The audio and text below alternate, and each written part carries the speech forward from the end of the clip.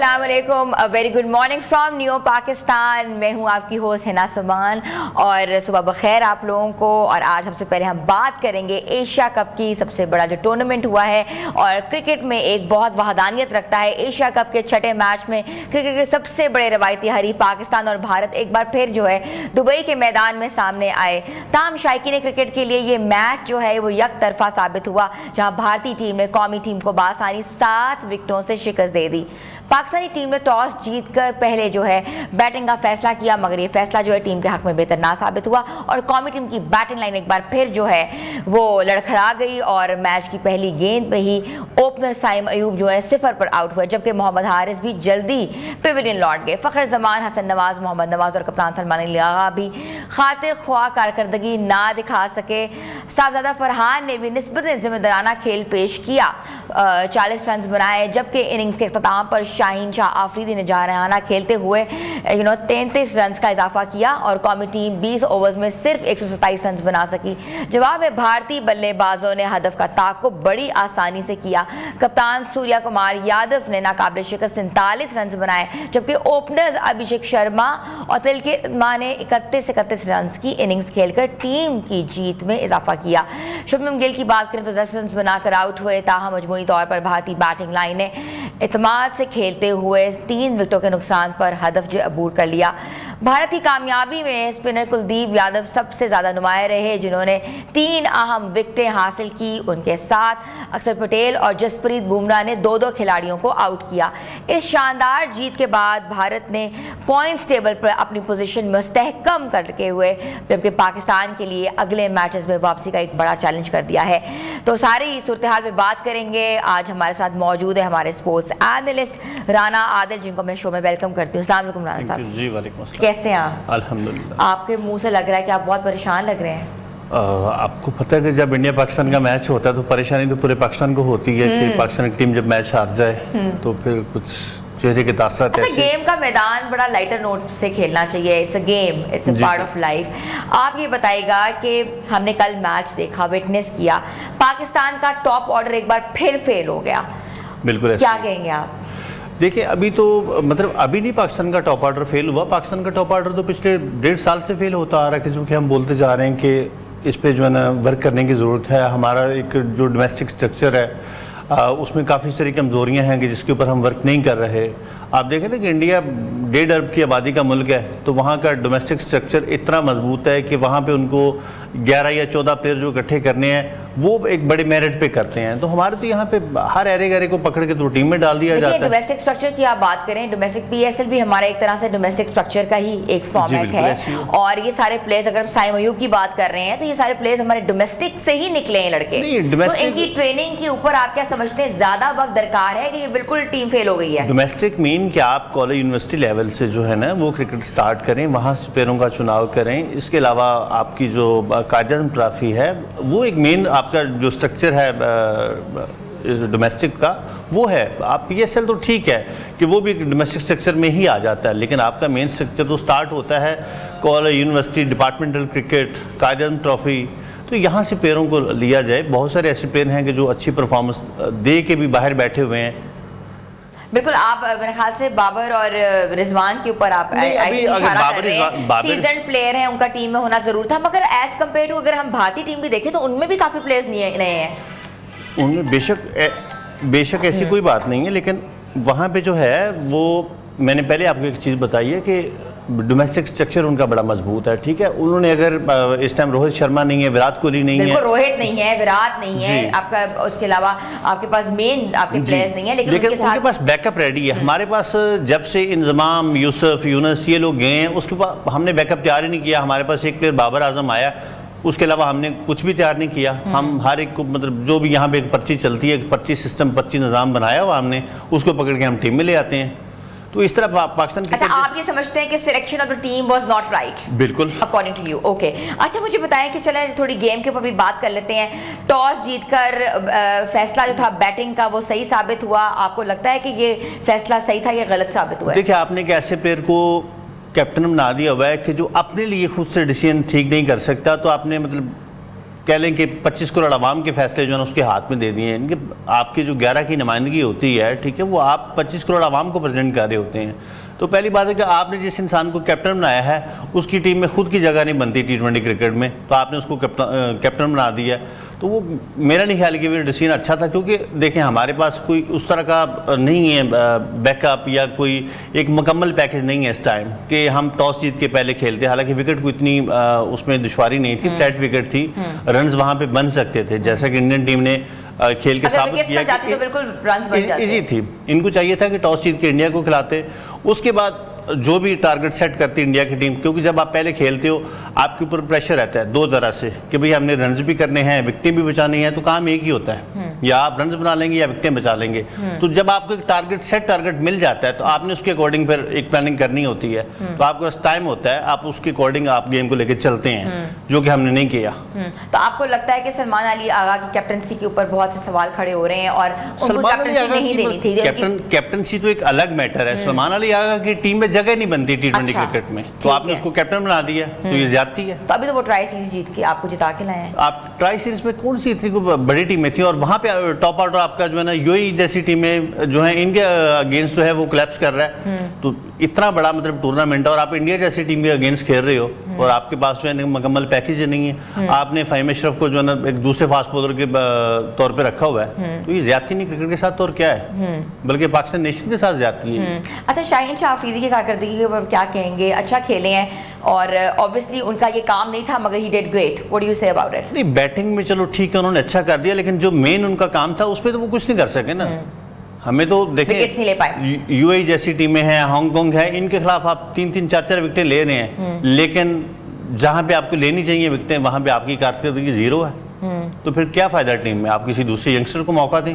بہت سارے ینگسٹر جو ہیں وہ ایسے بیچارے جو ہیں باہر بیٹھے ہوئے ہیں, اور آپ نے جو ایک پرچی سسٹم ہے جن کے بیک اینڈ پہ اسٹرانگ نیم ہیں وہ پاکستان ٹیم میں کھیل رہے ہیں. بار بار پرچی سسٹم کے بارے میں آپ نشاندہی کر رہے ہیں, یہ بتائے گا کہ اگر یہ لوگ نہ ہوتے, فار انسٹنس آپ کس کو ریپلیس کریں گے؟ ٹیل اینڈر کی بات کریں تو آپ کس کو ریپلیس کریں گے ان میں؟ شاہین شاہ آفریدی کی جگہ پہ آپ فہیم اشرف کی جگہ پہ, یا آپ میڈیم پیسز کی بات کریں. آپ دیکھیں کل کے میچ میں آپ نے فہیم اشرف کی جگہ پہ آپ جو ہے ان کے جو فاسٹ بولر ہیں حسن علی کو بھی کھلا سکتے تھے کہ ان کے مکمل پیکج کر سکتے تھے, ٹھیک ہے, لیکن آپ نے ایک آل راؤنڈر کے چکر میں آپ مجھے یہ بتائیں کہ فہیم اشرف نے as a all rounder, as a better کتنی کارکردگی دکھائی ہے؟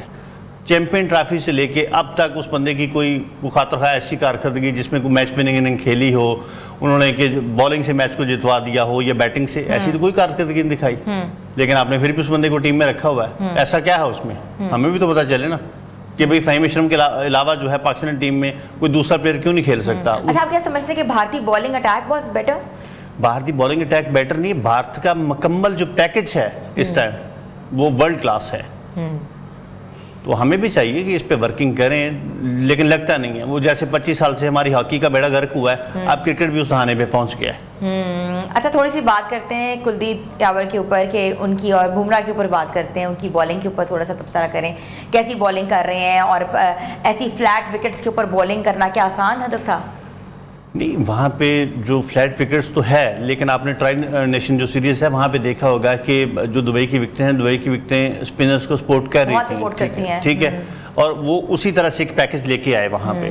اور ان کے جو اسپنرز ہیں ایون حالانکہ وہ وکٹیں اس ٹائم پہ فاسٹ بولر کو اتنا سپورٹ نہیں کر رہے, لیکن ان کے فاسٹ بولر نے بھی اچھی بالنگ کی ہے.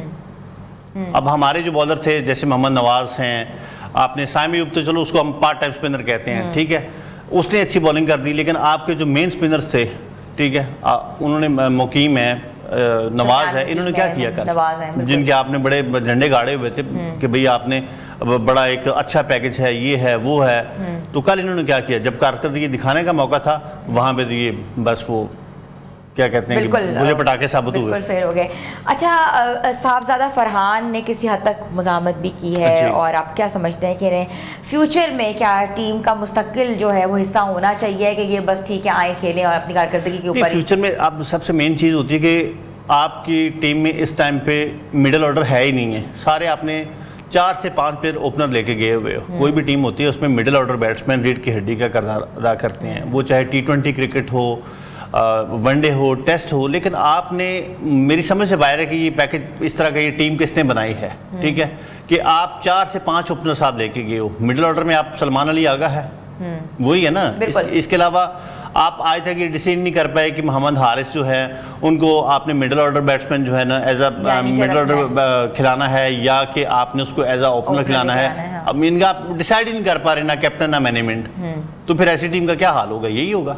اچھا، آپ کیا سمجھتے ہیں عادل صاحب کہ یہ ہٹ اینڈ ٹرائل میتھڈ سے کیا پرفارمنس جو ہے افیکٹ ہوگی یا پرفارمنس بہتر ہوگی؟ کیونکہ ہماری پلیئرس کی پوزیشننگ کا بھی ایشو آ رہا ہے اور اوبویسلی پرفارمنس کا تو ایشو ہم نے دیکھا ہی ہے. اور کیا دوسری بات میں آپ سے پوچھنا چاہوں گی، کیا انڈینز کے سامنے، بھارتی ٹیم کے سامنے کانفیڈنس شیک ہوا ہے؟ وہ تو ڈیفینیٹلی ہوا ہے، لیکن بات وہ آ جاتی ہے نا کہ ہم نے میچ کو، جیسے کہ کل کا میچ جو تھا، ٹھیک ہے، ہم پوری دنیا میں کرکٹ کھیلتے ہیں، ہار جائیں پاکستانی قوم کو اتنا ہوتا ہی نہیں ہے، مطلب اتنی دلچسپی لیتے نہیں ہیں. مطلب ٹیسٹ ہو گیا یہ تو کوئی دیکھتا نہیں نا، چلے ون ڈے T20 ہے لوگ دیکھتے ہیں. لیکن ایک واحد پوری دنیا جو کرکٹ کی دنیا ہے کہ یہ نہیں کہ پاکستانی قوم، باہر کی جو دنیا ہے وہ بھی اس میچ پہ نظریں لگا کے بیٹھی ہوتی ہے کہ یہ میچ ہوگا تو دیکھیں گے. 8 رائیولز ہیں کافی عرصے سے، آپ کو پتہ ہی ہے. تو کیا کیا انہوں نے؟ لیکن میں کہتا ہوں کہ یہ تو پاکستانی قوم کے ساتھ جو ہے ایک کھلواڑ کرنے والی کوشش ہے کہ آپ کرکٹ، جو ہمارا کرکٹ بورڈ ہے وہ فیصلے ٹھیک نہیں کر پا رہا اپنی جہاں پہ ایک. اچھا، آپ یہ کیا سمجھتے ہیں مائک حسن کا کتنا کردار ہے آن پیپر ٹیم پہ اور آن دا گراؤنڈ؟ مائک حسن کیسا پرفارم کر رہے ہیں ایز اے کوچ ہیں، اور آپ کو پتہ ہے کہ اسلام آباد یونائٹیڈ کی رہنمائی کر چکے ہیں، کوچنگ بھی کر چکے ہیں. کیا یہ تو مجھے لگ رہا ہے کہ وہی ٹیم تیار کر رہے ہیں جو اسلام آباد یونائٹیڈ کے پیٹرن سے چل رہی تھی، سارے آل راؤنڈرز؟ جی بالکل. دیکھیں، میں تو کسی بھی فارنر کوچ کے حق میں نہیں ہوں کہ پاکستانی ٹیم کو جو ہے نا فارنر کوچ دیا جائے. اس کی وجہ یہ کہ ہمارے پلیئر اتنے پڑھے لکھے ہے ہی نہیں ہیں، ٹھیک ہے، کہ ان کو انگلش سمجھ آتی نہیں ہے. مطلب 80 to 90% پلیئر ایسے ہیں کہ جن کو انگلش ہی نہیں آتی. تو اب ظاہری بات ہے کہ ایک بات میں آپ کو سمجھا رہا ہوں تو آپ وہ زبان ہی نہیں سمجھ رہی تو کیسے اس پہ عمل کر پائیں گی؟ تو پاکستانی ٹیم کو یہاں پہ بڑے بڑے اچھے کوچ ہیں پاکستان میں، ٹھیک ہے، آپ کو چاہیے پاکستانی ٹیم کو اپنا نیشنل کوچ رکھیں، ٹھیک ہے، وہی اس کے اوپر ورکنگ کرے اور اس میں زیادہ اچھے رزلٹ لائے جا سکتے ہیں. مائک حسن کی کوچنگ سے آپ کو لگتا ہے کہ میں سیٹسفائیڈ نہیں، آپ سیٹسفائیڈ نہیں ہیں؟ ٹھیک ہے، ان میں فلاز ہیں، ان میں ایک لینگویج کا بیریئر بھی ہے. جی بالکل. سب سے مین چیز یہ ہوتی ہے کہ آپ دیکھیں نا، آپ اسکول میں بچے کو بھیجتے ہیں، ٹھیک ہے، تو اگر بچے کو آپ اردو میڈیم میں بھیج رہے ہیں تو وہاں سے 2 سال کے بعد اٹھا کے تو ایک دم انگلش میڈیم میں بھیجیں گے تو اس بچے کو پرابلم ہوگی. پاکستانی کوچز آپ کو پتہ ہے، باب ولمر سے لے کے بہت سے کوچز پاکستان کے آئے ہیں، لیکن ہم نے ٹرینڈ سیٹ کر دیا ہوا نا. آپ انڈیا میں دیکھیں، انڈیا میں کتنے فارن کوچ آتے ہیں، ان کے 90% کوچز جو ہیں ان کے نیشنل ہیں. باہر کے کوچز بہت کم وہ ہائر کرتے ہیں، لیکن ہماری جو مینجمنٹ ہے ان کی نظر سب سے پہلے جو فارنر کوچ ہیں ان کے اوپر پڑتی ہے. کیوں پڑتی ہے؟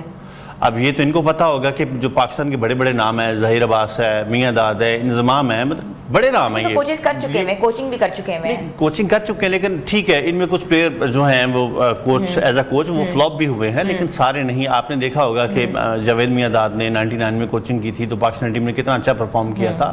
تو یہ ضروری نہیں ہے کہ سارے جو کوچز ہیں وہ ناکام ہی ہیں، اچھے بھی ہیں، لیکن آپ اپروچ تو کرو. وہ اپلائی کرتے ہیں جب کوچنگ کی سیٹ خالی ہوتی ہے، ٹھیک ہے، اپلائی کرتے ہیں، لیکن اینڈ آف دا ڈے ہوتا کیا ہے کہ جو فارنر کوچ ہے اس کو ہائر کر دیا جاتا ہے. عاقب جاوید صاحب کی بھی کوچنگ کے اوپر کیا کہیں گے؟ بہت سال انہوں نے کوچنگ کی ہے، اب تو ہائی پرفارمنس کے اوپر وہ لگے ہیں. عاقب جاوید، مصباح، وقاری، یونس، ان کا تو بڑا ہاتھ ہے نا پاکستان کرکٹ کو تباہ کرنے میں.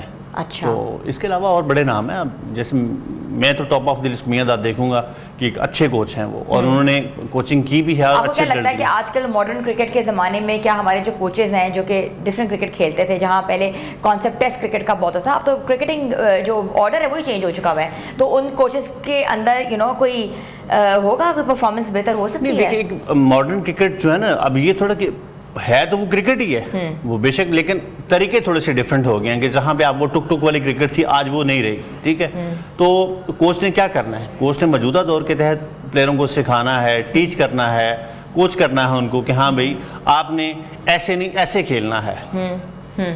تو یہ جو چیزیں ہیں یہ ہمیں کرنے کی ضرورت ہے کہ ہم آج بھی 20-25 سال پیچھے ہیں. ہم سے زیادہ اچھی جو کرکٹ ہے، میرا خیال ہے ماڈرن کرکٹ کے جو رولز ہیں بنگلہ دیش، سری لنکا نے اپنا لیے ہیں، لیکن ہم اب تک جو ہے نا وہ آج سے 20-25 سال پیچھے کھیل رہے ہیں. کل ایک پریسیڈنٹ آپ نے دیکھا کہ ایک پریسیڈنٹ ہوتا ہے، جب میچ شروع ہوتا ہے تو ٹاس کے بعد ہاتھ ملایا جاتا ہے، اس کے بعد دیکھا کہ وہ بالکل ہی ایسے کھیل رہے تھے جیسے 2 انجان ٹیم کھیل رہی ہوتی ہے. کیا جو سیاست تھی اس نے افیکٹ کیا ہے اس گیم کو؟ دیکھیں اس میں بیسیکلی ایز اے اسپورٹسمین شپ تو بہت گھٹیا حرکت کی ہے انہوں نے، ٹھیک ہے، جو کہ ایسا مطلب کھیل کے اندر یہ چیزیں نہیں ہونی چاہیے. لیکن آپ کو شروع سے پتہ ہے کہ انڈیا جو ہے یا انڈین گورنمنٹ وہ ہر چیز پہ جو ہے نا سیاست کو انوالو کرتی ہے، اور اسی کی بہاف پہ ان کا الیکشن بھی ہوتا ہے تو آپ نے دیکھا ہوگا کہ پاکستان کے نام پہ وہ ووٹ لیتے ہیں، اسپیشلی بی جے پی جو پارٹی ہے. تو جو چیز کل ہوئی وہ میرا خیال ہے کہ میں نے بھی دیکھا کہ انڈین ٹیم چلی گئی واپس، اس کے بعد ڈوریں بند کر رہے ہیں، پاکستانی ٹیم گراؤنڈ میں ہے. تو ایسا نہیں ہونا چاہیے تھا کہ آپ کھیل کو جو ہے سیاست سے الگ رکھنا چاہیے. تھینک یو سو مچ. ہمارے ساتھ موجود ہیں ہمارے اسپورٹس اینالسٹ رانا عادل صاحب. آپ کو یہ بتاتے چلیں کہ ایشیا کپ کے چھٹے میچ میں کہتے ہیں کہ سب سے بڑی ناکامی پاکستان کو ہوئی ہے، جو کہ پاکستان شائقین کرکٹ کی تمام نظریں جو تھی اس میچ پہ لگی ہوئی تھیں، اور بھارت نے پاکستان کو 7 وکٹوں سے شکست دی ہے اور پوائنٹس ٹیبل پہ اپنی پوزیشن کو مستحکم کر دیا. اور پاکستان کے لیے آگے والے میچز جیتنا بہت ضروری ہے. اگر ہم تھوڑی سی ٹیم کی بات کریں تو ٹیم کی پرفارمنس بھی افیکٹ ہوئی ہے، ان کا ٹاپ آرڈر ایک دم سے فیل ہو گیا ہے، اس کے ساتھ ساتھ مڈل آرڈر جو ہے وہ اتنے اچھا پرفارم نہیں کر رہا، اور ٹیل اینڈرز جو ہیں وہ اپنا کام کر رہے ہیں. لیکن دیکھنا یہ ہے کہ وکٹ کے اوپر کون براجمان ہو کے کھیل سکتا ہے. چھوٹی سی بریک پہ جا رہے ہیں اور بریک کے بعد ہم واپس آ رہے ہیں. آپ دیکھ رہے ہیں نیو پاکستان.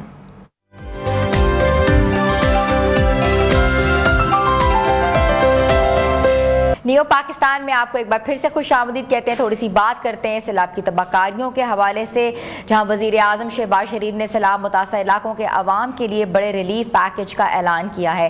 اپنے مختصر مگر اہم خطاب میں وزیر اعظم نے کہا کہ متاثرہ گھریلو صارفین کے بجلی کے بل وفاقی حکومت اپنے وسائل سے ادا کرے گی، اور اگست کے مہینے کے بجلی کے بل مکمل طور پر معاف ہوں گے.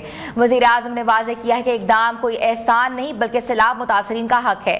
انہوں نے کہا کہ جو گھریلو صارفین اگست کا بل پہلے ہی جمع کرا چکے ہیں انہیں یہ رقم آئندہ ماہ کے بل میں ایڈجسٹ کر دی جائے گی. ساتھ ہی زرعی، کمرشل اور صنعتی شعبوں سے وابستہ صارفین کے لیے تفصیلی تخمینہ لگایا جا رہا ہے، اور ان کے بلوں کی وصولی کو کہتے ہیں کہ فی الفور مؤخر کر دیا گیا ہے. اگر ان شعبوں کا تخمینہ زیادہ ہوا تو حکومت مزید ریلیف دینے کے اقدامات کرے گی. اسی دوران سیلابی صورتحال کے باعث جلال پور پیروالا کے قریب موٹر وے M5 کو ٹریفک کے لیے بند کر دیا گیا ہے. ترجمان موٹر وے پولیس کے مطابق نارتھ باؤنڈ اٹھ شریف جہانگیروار جلال پور انٹرچینج سے، جبکہ ساؤتھ باؤنڈ شاہ شمس شیر شاہ اور شجاع آباد ساؤتھ سے ٹریفک کو متبادل راستوں پر موڑا جا رہا ہے. افسوسناک طور پر شجاع آباد کے علاقے جلال پور رکھا کی ایک شخص سیلابی ریلے میں ڈوب کر جاں بحق ہو گیا. ریسکیو حکام کے مطابق نوجوان مویشیوں کو پانی سے نکالنے کی کوشش کر رہا تھا کہ گہرے پانی میں چلا گیا، جس سے جان کی بازی ہار بیٹھے. مانسون بارشوں کی 11ویں اسپیل کے حوالے سے الرٹ جاری کر دیا ہے. D G P D mayor Irfan Ali Kathia کے مطابق 16 سے 19 سپٹمبر کے دوران دریاؤں کے بالائی علاقوں میں مزید بارشوں کا امکان ہے، جس سے ندی نالوں میں طغیانی کا خدشہ ہے. کمرشل نبیل جاوید کے مطابق اب جو ہے 4700 سے زائد دیہات جو ہیں وہ شدید متاثر ہوئے اور زیر آب آ گئے ہیں. ساری صورتحال پہ بات کریں گے، ہمارے نمائندے جلال پور پیروالا سے ہمیں اپڈیٹ کریں گے. تو میں ویلکم کرتی ہوں مدنی خان کو. جی مدنی، اس وقت کیا صورتحال ہے جلال پور پیروالا کے حوالے سے؟ جی بالکل ہنا، میں آپ کو یہ بتاؤں کہ پچھلے پروگرام میں بھی میں نے آپ کو بتایا تھا کہ جلال پور پیروالا کی جو تحصیل ہے ان کو 2 دریا لگتے ہیں. ایک طرف دریائے چناب اور دوسری طرف دریائے ستلج. دریائے چناب کی جو تباہ کاریاں ہوئی، جو بربادیاں ہوئیں یہاں تحصیل میں، وہ 90% تک ہوئیں، اور اس میں انتظامیہ کی بھرپور کاوشیں بھی نظر آئیں. آہستہ آہستہ انہوں نے جو ریسکیو کام تھا اس کو بھی تھوڑا تھوڑا تیز کیا، کیونکہ اس دوران وزیر اعلیٰ کا بھی یہاں وزٹ تھا، اس کے بعد آرمی چیف بھی یہاں آئے تھے، انہوں نے وزٹ کیا تھا. لیکن جیسے ہی تھوڑا سا پانی دریائے چناب میں کم ہونا شروع ہوا تو انتظامیہ کی یہاں سے توجہ بالکل ختم ہو گئی، وہ کسی دوسری طرف چلے گئے. اور دریائے ستلج کے جو ریلے تھے دریا کے اندر، وہ ابھی پہنچنا جلال پور کی حدود میں شروع ہوئے ہیں، اور ان ریلوں سے نہ صرف باقی جو سائڈ والے علاقے ہیں وہ متاثر ہوئے ہیں، بلکہ موٹر وے M5 متاثر ہوئی ہے. یہ 2 دن پہلے میں نے اپنے نیو پروگرام میں، نیو ٹی وی کے چینل پہ ایک میں نے ایز لائیو بھیجا تھا کہ موٹر وے جو ہے وہ متاثر ہو رہی ہے، اس کا بر وقت اقدام کیا جائے، مگر کسی کو کوئی فرق نہیں پڑا. اب جب اس کے اندر ایک شگاف ہو گیا، دونوں طرف سے موٹر وے کو بند کرنا پڑا. انتظامیہ کی بعد میں آنکھیں کھلی. کل ان کے جو ایس ایس پی ہیں رانا سرفراز وہ یہاں آئے تھے. میں نے ان سے وہی بات کی کہ 2 دن پہلے یہ خبر بریک ہوئی, آپ کے انتظامیہ کو بتایا, لیکن آپ نے بالکل غفلت برتی. آج جب موٹر وے کے اوپر اتنے سارے نقصانات ہو گئے تو آپ موٹر وے بند کرنے جا رہے ہیں. یہ چیزیں پہلے کرنی چاہیے تھی. انتظامات کے حوالے سے اگر میں بات کروں تو مدنی یہ اپڈیٹ کیجیے گا کہ موٹر وے جو M5 ہے وہ ابھی بھی بند ہے یا کوئی متبادل راستہ انہوں نے دیا ہے؟ دیکھیں جی, موٹر وے M5 اب اس قابل نہیں رہی کہ اس کے اوپر سفر کیا جا سکے, کیونکہ ان کے نیچے سے جو ہے شگاف پڑ گیا ہے. روڈ کی ایک طرف سے پانی کاٹتا ہوا موٹر وے کے نیچے سے دوسری طرف اب پانی بہ رہا ہے. یہ جب روڈ کے نیچے سے کراس ہو گیا تو انہوں نے ایک انجینئر کو بلایا, اس نے آ کے سارا معائنہ کیا. معائنے کے بعد اب موٹر وے کو بالکل بند کر دیا گیا. اب تب جا کے یہ موٹر وے جلال پور کی حدود سے چالو ہوگی. جب یہ پانی ختم ہو جائے گا اس کے بعد اس کی مینٹیننس ہوگی, پھر جا کے موٹر وے سفر کے قابل ہوگی. کتنا ایریا جو ہے موٹر وے کا افیکٹ ہوا ہے, کتنا ایریا وہ کور کر رہا ہے جو افیکٹ ہوا ہے جس میں شگاف پڑا ہے؟ شگاف جو پڑا ہے وہ تقریباً 15 سے 20 فٹ ہے, کیونکہ اس کے ساتھ یہ ایک پہلے پل بنائی گئی تھی, فلائی اوور بنایا گیا تھا جس سے پانی آلریڈی گزر رہا تھا.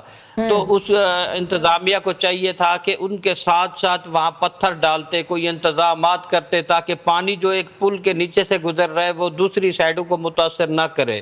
لیکن حکومت نے اس کی طرف کوئی توجہ نہیں دی. جب پانی نے ان کو کاٹنا شروع کیا, اب 15 فٹ کا شگاف کر کے دوسری سائڈ تک پانی آنا جانا شروع ہو گیا ہے. اب جا کے انتظامیہ موٹر وے بند کر رہی ہے. اور یہ شگاف متبادل راستہ کون سا ہے؟ بڑا ہی انفارمیٹیو ہے, جو لوگ سفر کرنا چاہتے ہیں یا جا رہے ہوں گے تو ان کے لیے بھی آسانی ہوگی. اس کا متبادل راستہ کون سا دیا ہے؟ دیکھیں جی, ملتان سے تو موٹر وے کے اوپر انٹرچینج کے اوپر چڑھنے دے رہے ہیں کراچی سکھر کے لیے, اور ان کا متبادل راستہ جو ہے جو لوگ اسلام آباد لاہور سے آ رہے ہیں ان کو شجاع آباد سے جو ہے نا شفٹ کر رہے ہیں نیچے نیشنل ہائی وے روڈ کے اوپر, ہاں جی ٹی روڈ کی طرف, جو لودھرا سے اور بہاولپور سے سفر کرتے ہوئے آگے جا کے ترنڈا کے بعد موٹر وے کو پر وہ جا کے چڑھیں گے. یعنی میں آپ کو بتاؤں کہ ملتان سے لے کر ترنڈا محمد والا تک یہ تمام جو راستے ہیں موٹر وے کے وہ بند کر دیے گئے. اس پہ نہ کسی قسم کی کوئی ٹریفک چل رہی ہے اور نہ ہی کسی کو انٹرچینج کے ذریعے داخل ہونے دے رہے ہیں. اچھا مندی, آپ نے بتایا کہ سیلابی ریلیں جو ہیں اب رخ کر رہے ہیں مزید اور پانی کا بہاؤ ایک دم سے زیادہ ہو گیا ہے. پہلے یہ سمجھا جا رہا تھا کہ پانی کا بہاؤ کم ہے, تو کیا سیلابی صورتحال ہے؟ متاثرہ علاقوں کے لوگوں کو کہاں منتقل کیا جا رہا ہے؟ کیا کیمپس جو ہیں قائم کر دی گئے ہیں؟ دیکھیں, جو دریائے ستلج کے سیلابی ریلے آ رہے ہیں وہ اس وقت بھی شدید طوفانی صورتحال کے اندر ہیں, جس سے جو نئے علاقے متاثر ہوئے ہیں, موزہ ڈھپال ہے, پیرولیا, کنڈا اور موزہ صبرہ, بہادرپور اور موزہ کوٹلہ چاکر ہے. یہ 8-10 موازات ہیں جن کے اندر پچھلے 4 دن سے پانی پھیلا ہوا ہے. لوگ بھاگ رہے ہیں, کوئی جانور لے کے بھاگ رہا ہے, کوئی بچوں کو لے کے بھاگ رہا ہے. وہاں انتظامیہ کی کوئی حرکت نظر نہیں آ رہی, نہ کوئی گورنمنٹ کی وہاں جو ہے ریسکیو کی کوئی ٹیم نظر آ رہی ہے. صرف جو فلاحی تنظیمیں ہیں ان کی کچھ ریسکیو کی ٹیمیں وہاں ہیں. اب لوگ وہاں احتجاج بھی کر رہے ہیں, 1-2 دن سے یہ مسلسل پریشانی کے اندر ہے.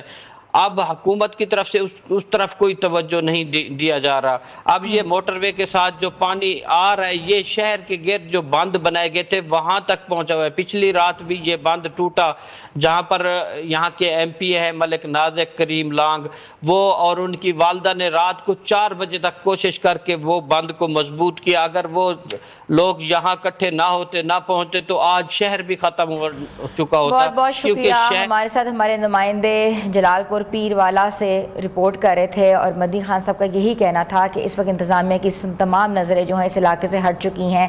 پانی کا بہاؤ ایک دم سے جب کم ہوا ہے تو ایک سیلابی ریلا جو ہے وہ ستلج سے آ رہا ہے, اور مزید جو ہے وہ اس ریلے کے اندر پریشر ڈال رہا ہے, اور جہاں سے یہ جو ہے پانی کی سطح جو ہے بلند ہو رہی ہے. اس کے ساتھ ساتھ بہت امپورٹنٹ چیز یہ ہے کہ M5 موٹر وے جو ہے وہ بند کر دی گئی ہے, اور موٹر وے جو ہے وہ بند کتنے دنوں کے لیے کی ہے ابھی تک اس کا تعین نہیں کیا گیا, نہ یہ کوئی اناؤنسمنٹ ہوئی گئی ہے. مگر جو لوگ ٹریول کرنا چاہ رہے ہیں ان کو یہ بتاتے چلیں کہ M5 موٹر وے ملتان سے جو نکلتی ہے وہ اس وقت بند کر دی گئی ہے. اس میں بہت 15 سے 20 فٹ کا شگاف جو ہے وہ پڑ چکا ہے. ویورز, چھوٹی سی بریک پہ جاتے ہیں, بریک کے بعد बाद हम वापस आ रहे हैं। आप देख रहे हैं न्यू पाकिस्तान।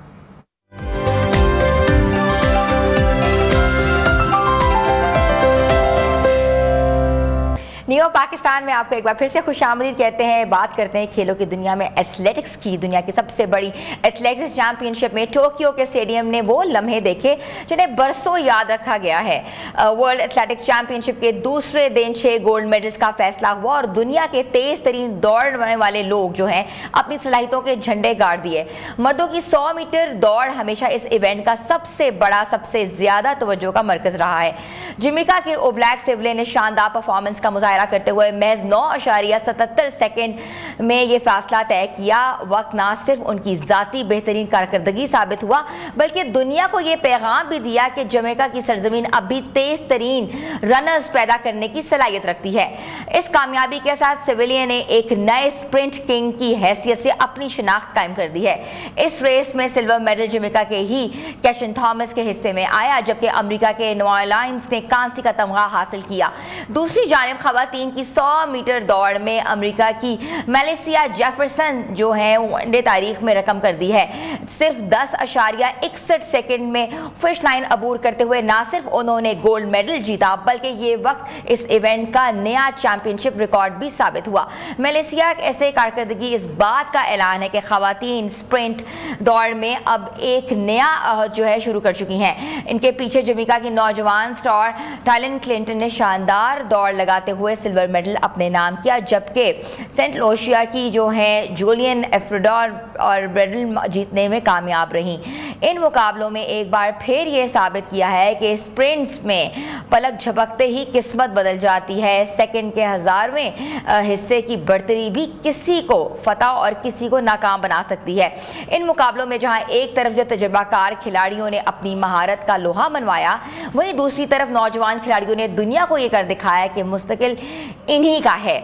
और वर्ल्ड एथलेटिक्स चैंपियनशिप का ये दूसरा दिन साबित कर रहा है कि आने वाले दिनों में मजीद सनसनीखेज और नाकाबिले यकीन मुकाबले होने वाले हैं। दुनिया की नजरें अब अगले बड़े इवेंट्स पर जमी हुई हैं। सवाल ये है कि मलेशिया जेफरसन को हुक्मरानी बरकरार रखेगी या जो ओब्लैक सिविलियन वाकई जमैका को एक बार फिर जो है यूसेन बोल्ट की दौड़ याद दिला सकेंगी। और फिलहाल इतना ही। और टोक्यो का ये जो स्टेडियम है, इस रफ्तार, इस जोश और ख्वाताक जो है दौड़ को आगे मिलेगा। नज़रें जो हैं वो अरशद नदीम पे भी लगी गई हैं और अरशद नदीम जो हैं पाकिस्तान के बहुत अहम एथलीट हैं जिन्होंने पाकिस्तान का नाम जो है वो रोशन किया है। और अगर हम बात करें तो जावलिन थ्रो की, तो उनका जो नाम है वो सर फेहरिस्त है। और अभी जो है जो ओलंपिक्स हो रहे हैं, जो एथलेटिक चैम्पियनशिप्स हो रही हैं, उसमें भी अरशद नदीम जो है वो परफॉर्म करने के लिए मुल्क से बाहर हैं। तो व्यूज़ देखना यह है कि खेलों की दुनिया में पाकिस्तान के कौन से बड़े बड़े जो नाम हैं वो पाकिस्तान का नाम रोशन करेंगे और पाकिस्तान के मुस्तकबिल में जो है पाकिस्तान की रहनुमाई करेंगे। छोटी सी ब्रेक पे जा रहे हैं, ब्रेक के बाद हम वापस आ रहे हैं। आप देख रहे हैं new Pakistan.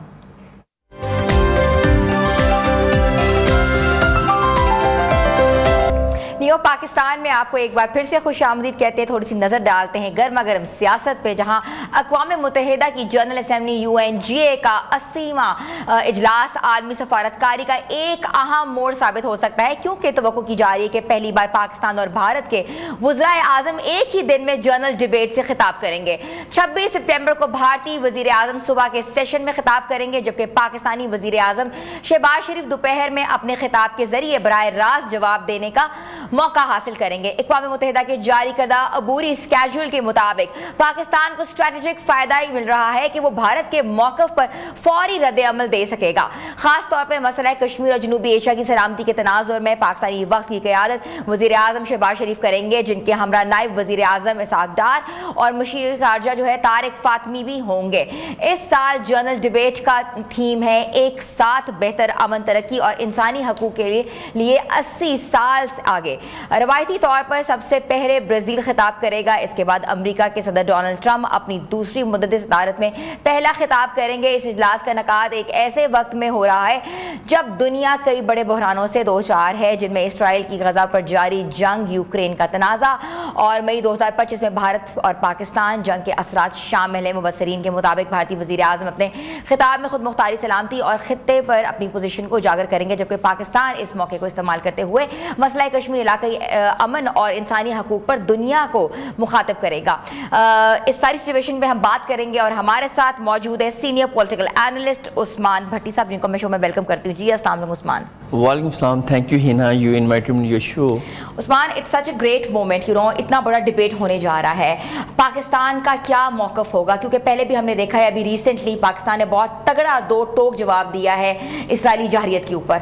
Hina thank you, जैसे मैंने आपको कहा कि आपने मुझे इनवाइट किया। मैं समझता हूँ कि पाकिस्तान इस दफ़ा जो वहाँ पर रिप्रेजेंट करेगा पाकिस्तान को वज़ीर आज़म मियां मोहम्मद शहबाज शरीफ जो हैं, ये मैं समझता हूँ कि मुल्की तारीख़ की या बैनुल क़ौमी तारीख़ की सबसे अहम जो है वो इजलास होगा पाकिस्तान के हवाले से। वो इसलिए कि आपने देखा कि अभी जो पीछे भारत ने पाकिस्तान पर हमला किया और मुंह तोड़ जवाब दिया हमारी पाक फ़ौज ने, और इस वक्त जो इंटरनेशनली पाकिस्तान की जो दिफाई मजबूती है उसको सराहा जा रहा है। इस दफ़ा जब प्राइम मिनिस्टर शहबाज शरीफ स्पीच करेंगे तो ज़ाहिर है इंटरनेशनली लोग सुनना भी चाहते हैं, और मैं समझता हूँ कि वज़ीर आज़म शहबाज शरीफ को ये क्रेडिट देना चाहिए। इसके साथ साथ जो चीफ ऑफ आर्मी स्टाफ हैं field marshal general Asim Munir, उनको भी क्रेडिट जाता है कि उन्होंने पाकिस्तान को दुनिया के नक्शे पर बताया कि हम दिफाई तौर पर कितना मजबूत हैं। दिफाई तौर पर तो मजबूत हैं, इसके साथ साथ आपको पता है कि पॉलिटिक्स में सबसे ज़्यादा जो मैटर करती है वो आपके इंटरनेशनल रिलेशंस होते हैं, सफारती सतह पर आप कितने मजबूत हैं। तो जाहिर है इस दफ़ा जब वो स्पीच करेंगे तो शहबाज शरीफ जो है वो बताएंगे कि उन्होंने इस मुल्क को कितना मजबूत कर रहे हैं। नो डाउट पाकिस्तान के जब हालात आप पहले देखें तो यहाँ पर हालात उस तरह नहीं थे कि हम पाकिस्तान की इकोनॉमी को अप्रिशिएट कर सकते। अभी भी हालात इतने आइडियल तो नहीं है मगर बेहतरी की तरफ जा रहे हैं। आप ये देखें कि अब जो अक़वाम मुत्तहिदा का इजलास होगा, अभी तक जो तवक्को है कि 26 सितंबर को स्पीच होगी प्राइम मिनिस्टर शहबाज शरीफ की, और उससे पहले जो है नरेंद्र मोदी जो कि भारतीय वज़ीर आज़म है उनकी भी स्पीच है। तो जाहिर है वज़ीर आज़म शहबाज शरीफ अपना दो टोक मौक़िफ़ इख्तियार करेंगे कि भारत को अपनी जारहियत से बंद होना चाहिए, और इसको ये जो दरअंदाजी करता है ये काबिल कबूल हरगिज़ नहीं है। क्या समझते हो Usman, being a political analyst, Pakistan का क्या मौक़िफ़ होगा? स्ट्रेटेजिक क्या होगी? क्या रिलेशनशिप्स बहाल करने की बात होगी, या हमारा जो मौक़िफ़ है वो बिल्कुल वही होगा कि हम जारहाना तौर पर मुंह दो टोक जवाब देंगे? क्या इनर न्यूज़ आपके पास है? सवाल देखें, बात यह है कि भारत पाकिस्तान का कभी दोस्त हो ही नहीं सकता और ना हुआ है। भारत ने हमेशा यही कोशिश की है कि वो पाकिस्तान को डिस्टेबलाइज करे पॉलिटिकली, इकोनॉमिकली, मगर पाकिस्तान, अल्लाह का शुक्र है कि अल्लाह की इस पर ब्लेसिंग है, और कभी भी भारत जो है हमें इस तरह वो अपने मकासद में कामयाब नहीं हो सका।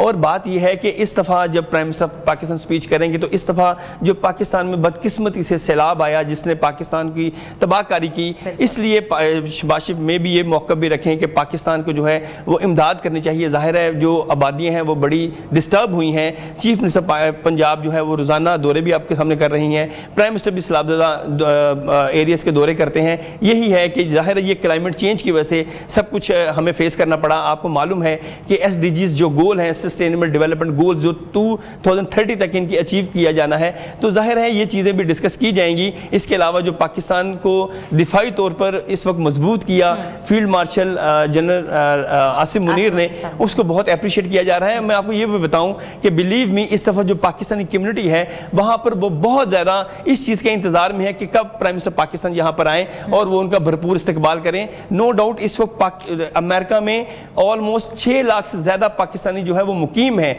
और जाहिर है हर एक इंसान की पॉलिटिकल एफिलिएशन तो किसी जमात से होती है, मगर हर एक के लिए दिल में ये ज़रूर होता है कि पाकिस्तान सबसे पहले, सियासत बाद में है, पाकिस्तान सबसे पहले। और इस दफ़ा जो वहाँ पर कम्युनिटी है वो बहुत ज़्यादा इस चीज़ को पसंद करती है या इस वेट कर रही है कि वज़ीर आज़म शहबाज शरीफ आए, हम उनका इस्तकबाल करें, क्योंकि इस दफ़ा जो पाकिस्तान को पूरी दुनिया के नक्शे पर दिफाई तौर पर मजबूत किया, सफारती तौर पर मजबूत किया, उसका क्रेडिट हमें वज़ीर आज़म शहबाज शरीफ को देना पड़ेगा। पिवटल रोल है इस खित्ते के अंदर, बिल्कुल ऐसे ही। अच्छा, आप क्या समझते हैं कि पाकिस्तान इस मौके पर मसला कश्मीर को उजागर करेगा और क्या ये पॉजिटिव स्टेप होगा? دیکھیں پاکستان نے جتنی دفعہ بھی اقوام متحدہ میں اجلاس ہوا وہاں پر دو ٹوک موقف رکھا کہ کشمیر جو ہے وہ پاکستان کی شہرگ ہے اور یہ دونوں کبھی جدا نہیں ہو سکتے، مگر بھارت نے ہٹ درمی سے چالاکی سے کشمیر کو جو ہے وہ اپنے حصے میں لے لیا۔ ابھی بھی کشمیری عوام جو ہے وہ پاکستان کو پسند کرتے ہیں، ان کے سارے نہ پسند کرتے ہیں۔ اور لاسٹ ٹائم بھی جب وزیر اعظم میاں محمد شہباز شریف نے اقوام متحدہ میں سپیچ کی تو میں وہاں پر کیونکہ موجود تھا، ان کی سپیچ کو بہت لائک کیا گیا، اور وزیر اعظم کی سپیچ سے پہلے جو اسرائیل کے وزیر اعظم ہیں ان کی سپیچ تھی، اور وزیر اعظم نے ان سے نہ جو وزیر اعظم پاکستان ہے انہوں نے نہ ان سے ہاتھ ملایا، اپنا ڈسپلیجر کا اظہار کیا شہباز شریف نے، کیونکہ اس وقت جو آپ فلسطین میں دیکھیں وہاں پر کتنا ظلم ہو رہا ہے، وہاں پر روزانہ لوگوں کو شہید کیا جا رہا ہے، پوری دنیا خاموش ہے۔ قطر پہ حملہ کرنا بھی ایک بہت بزدلانہ فعل تھا۔ جی ہنا، ابھی جو قطر پر حملہ کیا اور وہاں پر وزیر اعظم شہباز شریف جو ہے وہ قطر کی حکومت سے ملاقات کرنے گئے، اور ہم نے اپنا اظہار جو ہے سولیڈیرٹی ان سے شو کی کہ ہم قطر کے ساتھ ہر مشکل میں ان کے ساتھ موجود ہیں۔ اس وقت سب سے زیادہ جو امپورٹنٹ چیز ہے وہ یہ ہے کہ تمام جو مسلم امہ ہیں، مسلم ممالک ہیں، ان کو ایک پیج پر آنا پڑے گا تاکہ ہم پوری دنیا کو بتا سکیں بھئی ایک ملک پر حملہ ہے، ہم پورے اسلامی ممالک پر حملہ سمجھیں گے۔ تو یہ چیزیں وہاں پر ضرور ڈسکس ہوں گی، اور میں پھر یہ بتاؤں گا کہ وہاں کی کمیونٹی جو ہے پاکستانی اوورسیز کمیونٹی وہ بہت زیادہ اس انتظار میں ہے کہ وزیر اعظم شہباز شریف یہاں پر آئیں اور ہم ان کا بھرپور استقبال کریں۔ اچھا مجھے یہ بتائیے گا کہ اقوام متحدہ کا جو اس سال کا تھیم ہے، جو کہ جنرل ڈیبیٹ کا تھیم ہے، وہ ہے امن، ترقی اور انسانی حقوق، تو کیا یہ تھیم پاکستان کو عالمی برادری کے سامنے جو ہے اپنی پوزیشن مضبوطی سے رکھنے کا موقع دے گا؟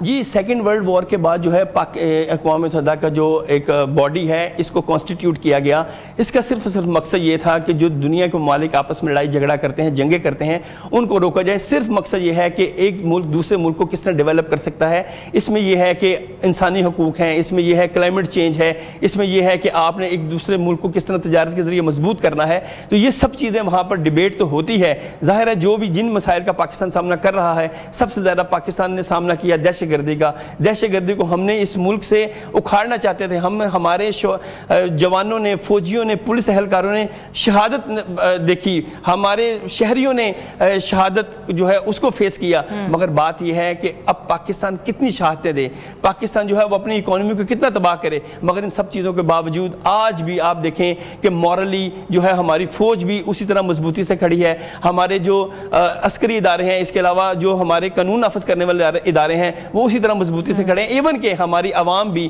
جو ہے وہ مضبوطی سے کھڑی ہے کہ ہم دہشت گردی سے گھبرانے والے نہیں ہیں، مگر اس کے باوجود ملکی جو بھی معاملات ہوں اکنومیکلی پاکستان کو ایک ٹریک پر لے ہیں، اس کا سب سے زیادہ کریڈٹ جو ہے وہ پولیٹیکل گورنمنٹ کو جاتا ہے۔ اس کے ساتھ ساتھ جو اس وقت کے چیف آف آرمی سٹاف ہیں ان کی اس میں بہت زیادہ کنٹریبیوشن ہے کہ ملک کو جو ہے وہ مضبوط کرنا ہے۔ آپ کو یاد ہوگا کہ جب بھارت نے حملہ کیا تو ہمارے D G S P R نے کہا کہ بھارت تم یہاں پر جنگ سٹارٹ کرو گے اور جنگ پھر ہم ختم کریں گے، اور ہم نے پھر پوری دنیا کو بتایا کہ بھارت جو ہے وہ جتنی مرضی ٹیکنالوجی میں، دفاعی ٹیکنالوجی میں ہمارے سے مضبوط ہو، مگر پاکستان نے اس کو ناکو چنے چبوائے، اور بھارت کو یہ ماننا پڑا کہ ہم جو ہے وہ پاکستان کے آگے بے بس ہیں، پاکستان کے آگے ناکام ہیں، اور یہ سارا کریڈٹ پولیٹیکل گورنمنٹ اور ہماری فوج کو جاتا ہے۔ اچھا بالکل، اب عثمان بات صحیح کر رہے ہیں، جو کہ سیناریو آپ نے دکھایا ہے بالکل ایسا ہی ہے۔ مجھے بتائیے گا کہ بھارتی میڈیا کی بات کی جائے تو بہت سینسیشنل خبریں وہ لوگ پرووک کرتے ہیں، کبھی وہ ڈیفیمیشن کے اوپر چلے جاتے ہیں، کبھی وہ کہتے ہیں نا کہ نیوز سورس جو ہوتا ہے ان کا وہ کوئی کریڈیبل نہیں ہوتا، تو پاکستان کے موقف کو کمزور دکھانے کی ہمیشہ سے کوشش کی جا رہی ہے۔ پاکستان کے لیے کیا یہ تاثر جو ہے عالمی سطح پر توڑنے کا کیا بہترین ان کا کیا ذریعہ ہے؟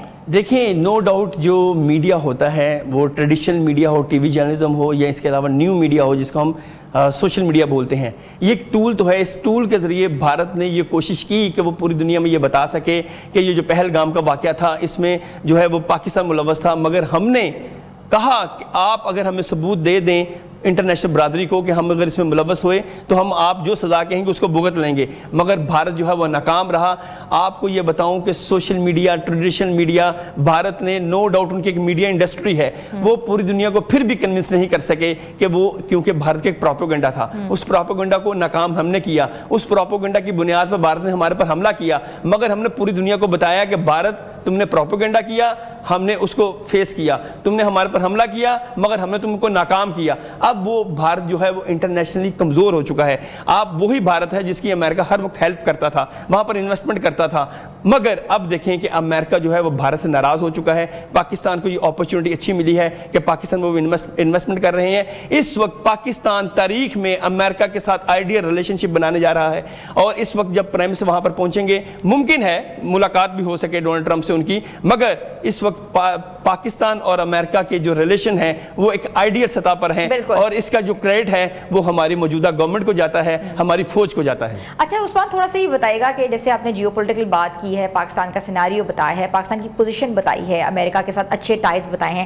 کیا یہ جو ٹائز ہیں یہ چین کے جو ہمارے آپس میں ریلیشنس ہیں, اسٹریٹجک ہیں, ڈپلومیٹک ریلیشن ہیں, سی پیک کے پروجیکٹس ہیں, سی پیک پارٹ 2 شروع ہونے والا ہے, اس کو افیکٹ کریں گے؟ دیکھیں یہ آپ نے بڑا اچھا کوشچن کیا. آپ یہ دیکھیں کہ اگر ہم امریکہ کے ساتھ ریلیشنز بناتے تھے تو چائنا ناراض ہوتا تھا, یہ ہمارا ماضی بتاتا ہے, اور اگر ہم چائنا کے ساتھ ریلیشن بناتے تھے تو امریکہ ناراض ہوتا تھا. مگر اس وقت آئیڈیل سچویشن پر پاکستان کھڑا ہے. پاکستان کے ریلیشنز چائنا کے ساتھ بھی اچھے ہیں, پاکستان کے ریلیشنز رشیا کے ساتھ بھی اچھے ہیں, پاکستان کے ریلیشنز دنیا کے جو سپر پاور ہے امریکہ کے ساتھ بھی اچھے ہیں. اس لیے پاکستان کے لیے ایک یہ آئیڈیل اپرچونٹی ہے کہ پاکستان ان لوگوں کے, ان ممالک کو جو اس وقت میں سمجھتا ہوں کہ اکنومیکلی سٹرونگ ہیں, ان کو کنونس کر کے اپنے ملک میں انویسٹمنٹ لائیں تاکہ یہاں پر جو عوام ہے ان کا ایک جو معیار زندگی ہے وہ بہتر ہو سکے, لوگوں کو اپرچونٹی ملے, لوگ یہاں پر سرمایہ کاری کریں. کیونکہ ہمارے ملک میں آپ کو پتہ ہے کہ سرمایہ کار جو وہ ڈرتا تھا کہ یہاں پر جو ہے وہ دہشت گردی کے حالات ہیں. آج اس ملک کی فوج نے, اس ملک کے سول اداروں نے دہشت گردی کے ناسور کو ختم کیا. اکا دکا واقعات ہوتے ہیں, مگر آپ یہ دیکھیں کہ ہماری جو عسکری ادارے ہیں وہ گھبرائے نہیں, ہمارے سول ادارے ہیں وہ گھبرائے نہیں, ہمارے شہری گھبرائے نہیں. تو ہمارے یہ جو آئیڈیل حالات پیدا کر دی ہیں یہ سب سے زیادہ دنیا کے لیے حیران کن ہے کہ ان پاکستان نے کم ریسورسز میں بھی اپنے ملک کو ایک کامیابی کے ٹریک پر لے آئے ہیں. بالکل ایسا ہی ہے. تھینک یو سو مچ. ہمارے ساتھ موجود تھے سینئر پولیٹیکل اینالسٹ عثمان بھٹی جنہوں نے آج ہمیں شو میں جوائن کیا ہے. اور یہ آپ کو پتہ چلیں کہ اقوام متحدہ جنرل اسمبلی کا جو اجلاس ہے وہ 26 سپٹمبر کو ہونے والا ہے, جہاں پاکستان اپنا 2 ٹوک جو ہے موقف وہ بیان کرے گا. پہلے جو ہے نریندر مودی صاحب سپیچ کریں گے, اس کے بعد پاکستان جو ہے ان کے سپیچ کے بعد جو ہے اپنا موقف بیان کرے گا, اور موقف کتنا امپورٹنٹ ہے اور پاکستان کی پوزیشن کتنی مستحکم ہوگی, کیونکہ پاکستان نے اپنی پوزیشن کو برقرار رکھا ہے. اور نہ صرف جو ہے پاکستان نے اسرائیل کی جارحانہ حملوں میں قطر کے اوپر, اور اس کے بعد اپنی جو ثالثی شروع کی ہے اور شو کرائی ہے فلسطین کے اوپر, وہ بھی قابل دید ہے, اور اسٹریٹجک فائدہ مل رہا ہے, اور بھارت کے موقف کو فوری طور پر رد عمل سامنے آئے گا. اور اس کے ساتھ ساتھ یہ بھی ہے ایک ساتھ بہتر امن, ترقی اور انسانی حقوق کے لیے یہ 80 سال جو ہے مکمل ہو گئے ہیں, اور یہی اجلاس کا تھیم ہے. ویورز چھوٹی سی بریک پہ جانا ہے, بریک کے بعد ہم واپس آتے ہیں. آپ دیکھ رہے ہیں نیو پاکستان.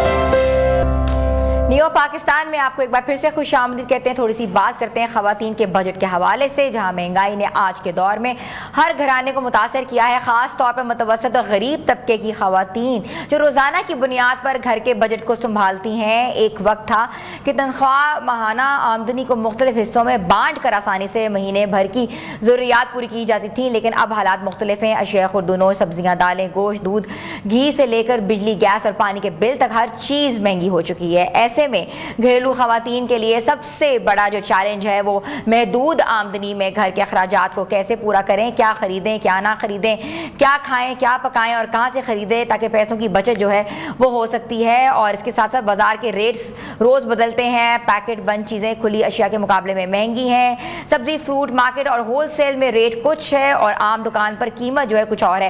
یہ فیصلہ بھی گھریلو خواتین کو کرنا ہے کہ کہاں سے خریدنی ہے, زیادہ بہتر اور فائدہ مند کہاں سے ثابت ہو سکتا ہے. اسی کے ساتھ ساتھ یہ بھی اہم ہے کہ غیر ضروری چیزوں سے خرچ جو ہے روک کر بنیادی ضروریات کو ترجیح دی جائے اور بچت کے لیے جو ہے گھریلو تدابیر اپنائی جائیں, جیسے کہ کھانے پینے کی اشیاء کا ضیاع نہ ہونا روکنا, اور بچی ہوئی سبزیاں یا سالن کو نئے طریقے سے استعمال کرنا, یا گھریلو ٹوٹکوں سے اشیاء کو زیادہ محفوظ رکھنا. یہ سب چیزیں جو ہیں وہ ہمارے ایک بجٹ کا حصہ ہونی چاہیے, اور ہم سٹارٹ کر سکتے ہیں اپنے کچن سے. اور آج ہمارے ساتھ اس چیز کو ڈسکس کرنے کے لیے ہوم ریمیڈی ایکسپرٹ آپا نعیمہ راؤ جو موجود ہیں, جن کو میں شو میں ویلکم کرتی ہوں. جی السلام علیکم. آپ वालेकुम अस्सलाम। कैसी हैं आप? अल्हम्दुलिल्लाह। आज आप हमारे लिए बजट लेकर आई हैं। हाँ जी, आज मैं आप लोगों के लिए नहीं बल्कि सब लोगों के लिए, जिस तरह आपने बता दिया कि हर औरत के लिए, क्योंकि आजकल की जो दौड़ है ना वो इस तरह लगी हुई है कि इधर से कहते हैं कि पहले एक मकबूला मशहूर था कि चादर देख के पाँव फैलाओ, आजकल चादर पूरी नहीं हो रही है, या सर नंगा है, ये पाँव नंगे हैं, क्योंकि आजकल का दौर इस तरह का है ही ना कि इसमें ना कॉम्पिटिशन्स बहुत आ गए हैं। पहले कॉम्पिटिशन्स नहीं थे, अब कॉम्पिटिशन्स बहुत आ गए हैं। मैं बात का आगाज़ इधर से करूँगी कि जो किफ़ायत शारी होती है, किफ़ायत शारी में और कंजूसी में फ़र्क होता है, ठीक है, और फजूल खर्ची में और फराख दिली में फ़र्क होता है। ये दोनों चीज़ें जब एक घर की जो औरत होती है ना, औरत घर से घर जो चलता है वो औरत से चलता है, औरत मैनेज करके चलाती है। देखिए, जब आप बड़े बड़े मॉल्स में जाते हैं शॉपिंग करने, मैं अपना भी एक्सपीरियंस आप लोगों के साथ शेयर करूँगी। आज ये मैं लेके आई हूँ लिस्ट आप लोगों के लिए ना सामने, इसलिए लेके आई हूँ कि मैं इस तरीके से शॉपिंग करती हूँ, और ये मैंने कब से आगाज़ किया ये भी मैं बताऊँगी। अब से तकरीबन कोई 11 साल पहले से, ये 11 साल पहले से मैं सेविंग करती हूँ, और अल्हम्दुलिल्लाह सिर्फ ग्रॉसरी से ही मैंने मैनेज करके अल्हम्दुलिल्लाह ये है कि बहुत सारी सेविंग की है, बहुत सारा पैसा बचाया है इससे। लेकिन ये नहीं है कि उसमें कोई कमी आई है, या मैंने बच्चों को खाने के लिए कम दिया है, या मैं कोई बहुत कंजूस होगी, नहीं, हर चीज़ पूरी सिर्फ मैनेज करके इस तरीके से। जब आप किसी मॉल्स में जाते हैं, ठीक है, हाँ। जब आप शॉपिंग के लिए जाते हैं कि ठीक है, उस वक्त बच्चे खुश हो रहे होते हैं, मियाँ खुश, लेकिन आप 70% जो महीने का बजट है ना उधर आउट करके आ रहे होते हैं। वो एक कमाने वाला, जिनके घर का एक कमाने वाला है, ठीक है ना, मियाँ बच्चों का बाप है, हाँ। वो उस वक्त खुश हो रहा होता है, स्माइल पास कर रहा होता है, मेरे बच्चे अच्छे मॉल्स में घूम रहे हैं, शॉपिंग कर रहे हैं, ट्रॉली पकड़ी हुई है, ठीक है, नो डाउट ये बहुत अच्छी बात है। लेकिन औरत जो होती है घर औरत से चलता है, सेविंग वही करती है, वो सेविंग जरूर करती है। तो इसको इस टाइम पे उसका किरदार जो है वो बहुत अहम है। ये है कि वो ऊपर से स्माइल कर, लेकिन जो किफायतशार औरत होती है, अगर वो सेविंग करके उसके अंदर से अपने हस्बैंड को देगी तो वो फिर अंदर से मुस्कुराएगा, ना कि सिर्फ वो ऊपर से मुस्कुराएगा। अच्छा, आपने यहाँ जिक्र किया था कि जो पैकेट वाली अशिया आती है वो ज्यादा ओवरली चार्ज होती हैं, और आप इस तरह खुली जगह से, जैसे आप जाएं पंसारी की दुकान से काफ़ी चीज़ें मिल जाती हैं और डिफरेंट स्टोर से मिल जाती हैं, तो आप क्या समझती हैं कि पैकेट वाली चीज़ें लेनी चाहिए कि खुली चीज़ें इस्तेमाल करनी चाहिए? हाँ, ये बिल्कुल ठीक है। जैसा मैंने मॉल्स की बात की ना, मॉल, शॉपिंग सेंटर कोई भी हो गया, जहाँ पे भी आप ग्रोसरी करने जाते हैं, देखिए वहाँ पे उन्होंने अपने भी तो एक्सपेंस निकालने हैं ना। जो उन्होंने इतना बड़ा बिल्डिंग खड़ी की है, जहाँ पे उन्होंने इतने अखराजात किए, तो वहाँ पे उन्होंने सारी सहूलत दी, तो उन्होंने अपने अखराजात भी निकालने हैं, वहाँ से अपने एक्सपेंस पूरे करें। तो वहाँ कम अज़ कम जो आपको पैकेट मिलेगा ना वो होता ही, क्योंकि मेरे साथ भी होता था, मैंने भी किया था, मुझे भी एकदम से समझ आई, सिर्फ किया मैंने कितने 5 से 6 महीने, मैंने कहा नहीं ये बजट से बाहर है काम। वो ये होता है कि जब दालें हम मैं एक दाल की मिसाल देती हूँ, आपने 1 kg दाल का पैकेट उठा लिया, 1 kg या ½ kg पैकेट इतने ही होते हैं, क्योंकि आप भी जाती होंगी, मैं भी जाती हूँ, सब देखते हैं, ठीक है। वहां पे ये है कि आपने 1 kg मिसाल के तौर पे एक चने की दाल उठा ली है, ठीक है, चने की दाल का एक पैकेट, आपने वो सिर्फ चने की दाल ही पकानी पूरे महीने में। दालें देखें ना, दिल करता है, बच्चे कहते हैं कि हर तरह की दाल होनी चाहिए, तो आप 1 kg दाल की बजाय अगर आप खुली जो करियाने की आम शॉप होती है, जहाँ जिसका ये बिल मैं आप लोगों को दिखा रही हूँ, वहाँ पे देखें मैंने 1 पाव मूंग की दाल ली है, 1 पाव मैंने माश की दाल ली है, 1 पाव मैं दालें मिक्स करके बनाती हूँ। अगर आपको चॉइस है कि आपने कोई मूंग या स्पेशल चने, तो आप चने खुले लें। वहाँ से ये होता है कि आपकी इन चीज़ों से सेविंग होती है। अगर आप मॉल्स में जाते हैं तो वहाँ से प्रमोशन वाली चीज़ें उठाई, वहाँ से जो सेविंग होती है, जो बचत होती है, उनसे आके ये स्पाइस मेरे बिल्कुल फ्री आते हैं वहाँ से, क्योंकि कुछ चीज़ें ऐसे मयारी होती है मॉल्स में, अच्छे डिटर्जेंट है जिस तरह की जो हमारे कपड़ों के कलर नहीं ख़राब करते, अच्छे कॉस्मेटिक्स की चीज़ें, कोई भी चीज़ आप उठाते, लेकिन ये जो खुली चीज़ें ना, अगर आप करियाने के स्टोर पे जाके आप 100 रुपए की चीज़ भी मांगेंगे वो तो आपको इनकार नहीं करेगा, वो 100 रुपए की चीज़ भी देगा। आप 20 रुपए की मांगेंगे, आप 20 रुपए की भी लेंगी वहाँ से। लेकिन जब समझती है बची हुई जो सब्जियां हैं और जो सालन है, उसको दोबारा काबिल इस्तेमाल कैसे बना सकते हैं? क्या आपके पास इसका रेमेडी है, टोटका है, या क्या आप सोचती हैं? मैं ना अपने आप को एक्चुअली इस बात का एक्सपर्ट समझती हूँ, क्योंकि मेरे अंदर शुरू से ये गट्स हैं। कभी मैं सालन नहीं ज़ाया जाने देती, कभी भी ना मैं चावल ज़ाया जाने देती। आज आप लोगों को मैं ये स्पेशल बता के जा रही हूँ कि सालन कोई भी बचा हो, मिसाल के तौर पे शोरबे वाला सालन, ठीक है, अगर आपके पास ड्राई सब्जी बची तो आप उसको मैश करके आप उसके पराठे बना सकते हैं। अच्छा। ठीक है, हाँ जी, आप उसके पराठे बनाएं। अगर शोरबे वाली, देखिए शोरबे वाली सब्जी का अभी तक किसी का एक्सपीरियंस नहीं होगा, वो मैंने किया है। मिसाल के तौर पर शोरबे वाले आपके पास आलू मटर बच गए हैं, पहली बात तो ये है कि आम लोगों को यही पता है कि आप उसके चावल बना सकते हैं, ठीक है, चावलों में डाल लें, एक आम बात है। लेकिन उसके साथ साथ एक और टिप मैं आप लोगों को दे दूं, आप उसके पराठे भी बना सकती हैं। अच्छा, हाँ, वो पराठे आप कैसे बना सकती, जो शोरबा है ना उसका, उसके अंदर आलू और मटर को मैश करके, बाकी जो भी वेजेस आपके पास हैं, आपके पास प्याज है, धनिया, सब्ज मिर्ची, जो भी चीज़ डाल के उसके अंदर आटा इतना डाले कि शोरबे के साथ आपका आटा गूंज जाए। आप उसके पराठे बना के देखिएगा, चाहे वो आलू मटर का सालन, चाहे वो दाल है, चाहे आपका आलू गोश्त बचा हुआ है, कोई भी चीज़, उसके अंदर आटा गूंद के ऐसे फ्लपी और मज़े के पराठे बनेंगे कि आप, मैं कहती हूँ कि खाते खाते उंगलियां चाटते रह जाएंगे। कुछ लोग ये भी कहते हैं कि पूरे हफ्ते का जो सालन है वो निकाल के कुछ चावलों में डाल दो। मैंने बहुत से घरों में देखा, वो कहते हैं जी ज़ाया क्यों जाएं, या फेंके क्यों, या कोई मुलाजिम नहीं है खाने वाला, या वॉट एवर, लोग बहुत सी चीज़ें करते होते हैं, या हम लोग जो है डस्टबिन में नहीं फेंक सकते, ज़ाहिर खाना है, खाने को तो डस्टबिन में नहीं, रिस्पेक्ट होती है एक। तो आप क्या समझती है ये तरीका ठीक है? नहीं, सारे तरह के देखिए डालना, मैं इस चीज़ को मैंने ना कभी किया और ना मैं इस चीज़ को बेहतर समझती हूँ। देखिए उसको मैनेज कर लें, ठीक है।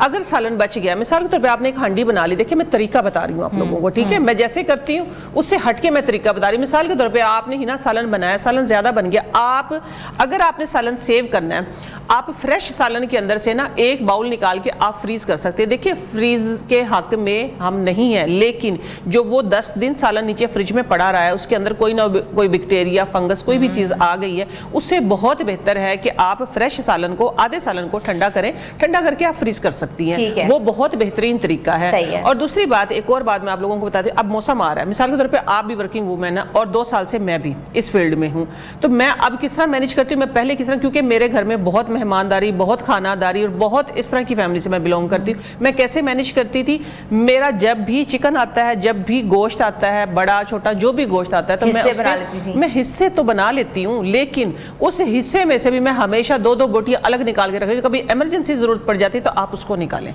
सब्जियां जो होती हैं, मटर है, गाजर है, गोभी है, ठीक है, पालक है, मेथी है, ये सारी चीजें सिवाय आलू के, ठीक है, सिवाय आलू के, बाकी चीजों को इस तरह करते हैं कि थोड़ा सा सिरका एक बाउल में, स्टील वाले बाउल में आप पानी को उबालें, उसके अंदर थोड़ा सा 1 चम्मच सिरका, 1 चुटकी हल्दी और थोड़ा सा नमक डाल के, जब पानी में जोश आना शुरू हो जाए, ठीक है, जोश आना शुरू हो जाए तो उसमें सब्जी डालें, वो सब्जी डाल के स्ट्रेन करें। आप बेशक अलग अलग कर सकते हैं, ठीक है, मिक्स सब्जी जिस तरह हम बनाते हैं, आप उसको निकाल के थोड़ी सी देर हवा लगवाएं, उसकी स्टीम निकल जाए, आप उसको पैकेट बना के रखें। मिसाल के तौर पे अब आपके पास टाइम नहीं है, टमाटर जब सस्ता हो जाता है, मैंने अभी रमज़ान में जो गुजरा है, बेशक टमाटर सस्ता, लेकिन फिर भी क्योंकि मैंने रमज़ान ट्रांसमिशन करनी थी, मैंने तकरीबन 25 kg की प्यूरी बना के रख ली थी, मुझे मुश्किल नहीं होती थी। ये छोटी छोटी जो टिप्स है ना, एटलीस्ट सिर्फ आप ये सोच के किया करें। अच्छा, आप ये भी बताइएगा, बिल्कुल आपने सही मशवरे दिए हैं कि जो बाजार के खाने होते हैं बहुत अट्रैक्ट करते हैं खासतौर पर बच्चों को, फास्ट फूड की बात की जाए, चाइनीज़ की बात की जाए, और वो टेस्ट घर में नहीं डेवलप हो सकता, क्योंकि कहते हैं कि बाजार का टेस्ट है, इसमें कुछ ना कुछ डिफरेंट डाला होगा, और माएँ कहती हैं पता नहीं कौन कौन सी सॉसेस डाली होती हैं, कैसा बनेगा।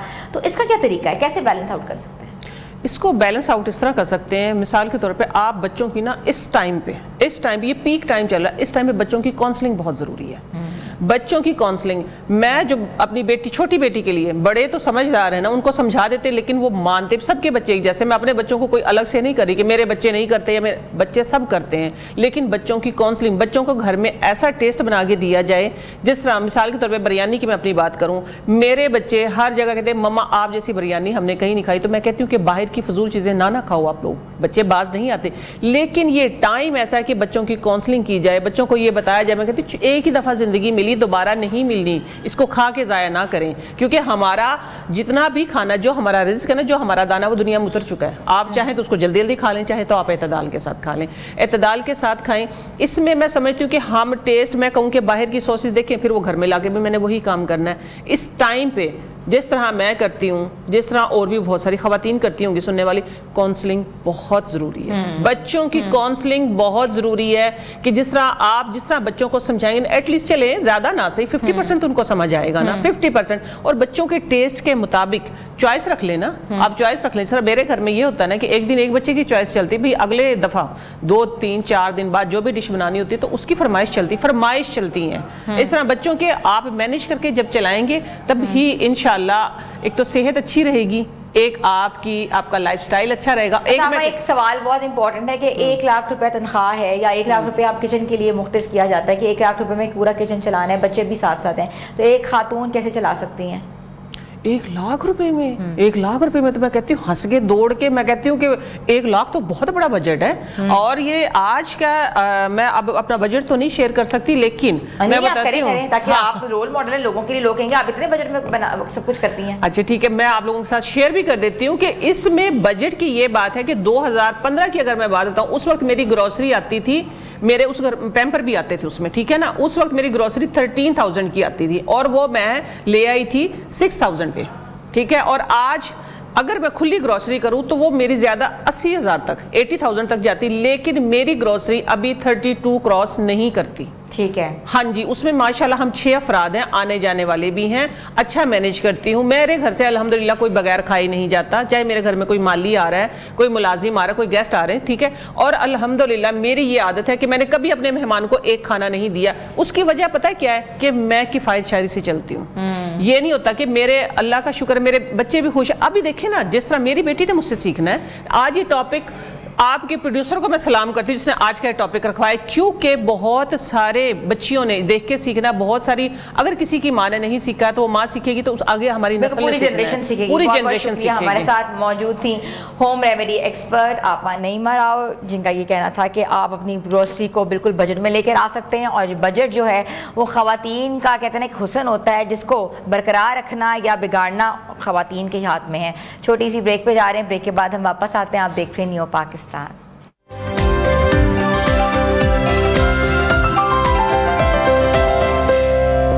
न्यू पाकिस्तान में आपको एक बार फिर से खुशामदीद कहते हैं। थोड़ी सी हैरत अंगेज जो न्यूज़ है उसको शामिल करते हैं अपने शो में। आज हम आपको एक ऐसे हैरत अंगेज कारनामे के बारे में बताने जा रहे हैं जिसने दुनिया को कहते हैं ना कि हैरत में डाल दिया है।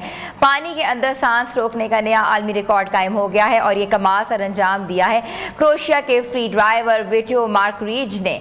विटो मीर ने 3 मीटर गहरे पूल में गोता लगाया और मुसलसल 29 मिनट 3 सेकंड तक सांस रोके रखा। जी हाँ, पूरे 29 मिनट से ज्यादा। ये कारनामा आम इंसान के बस की बात नहीं। इससे कबल का रिकॉर्ड जो है अपनी जगह एक मौजज़ा समझा जाता था, लेकिन विटो मीर ने तकरीबन जो है 5 मिनट का बड़ा फर्क डालकर इसे तोड़ दिया। हम में से ज्यादातर लोग जो है सिर्फ चंद सेकंड से ज्यादा जो है वो कहते हैं ना कि सांस नहीं रोक सकते, लेकिन फ्री ड्राइवर एक खास तरबियत और तवील मश्क के बाद ऐसे नाकाबिल यकीन कारनामे अंजाम देते हैं। ये तरबियत ना सिर्फ जिस्मानी मजबूती का इम्तिहान है बल्कि जहनी सुकून और जब्त का भी है। ड्राइविंग और बिटरिंग दिल को मजबूत रखने की वर्जिश और गहरा मुराकबा है। ये सब वो मराहिल हैं जिन्हें अबूर करने के बाद ही कोई ड्राइवर आधे घंटे तक पानी के अंदर जिंदा रह सकता है। विटो मीर मार्करीज की ये कामयाबी सिर्फ एक रिकॉर्ड नहीं बल्कि इंसानी सलाहियत की इंतहा की एक नई मिसाल है। ये हमें ये सबक देती है कि अगर हम अपनी ज़हनी और जिस्मानी कुव्वत को यकजा कर लें तो वो मुमकिन भी हो सकता है जो कि वाकई नामुमकिन हो। पानी के अंदर ये 29 मिनट का सफ़र हमें ये भी याद दिलाता है कि इंसान के अंदर छुपी हुई ताकतें लामहदूद हैं, बस इन्हें जगाने की अहम ज़रूरत है। तो ज़बरदस्त किस्म के रिकॉर्ड्स जो हैं वो कायम होते हैं पूरी दुनिया में, और जो लोग हैं वो सोचते हैं कि बियॉन्ड द लिमिट्स ऐसे कौन से काम किए जाएं जिससे जो है वाकई ना सिर्फ उनका जो नाम है वो Guinness book of world record हो बल्कि नाम रोशन भी हो। तो व्यूअर्स, आज का प्रोग्राम आपको कैसा लगा? अपना फीडबैक ज़रूर दीजिएगा। आपका फीडबैक हमारे लिए एक बहुत पॉजिटिविटी लेकर आता है। हमारे सोशल पेजेस पे जाके ज़रूर कमेंट कीजिएगा। मिलेंगे कल नए प्रोग्राम के साथ। अपनी होस्ट हिना सलमान को इजाज़त दें, तब तक के लिए अल्लाह हाफिज़।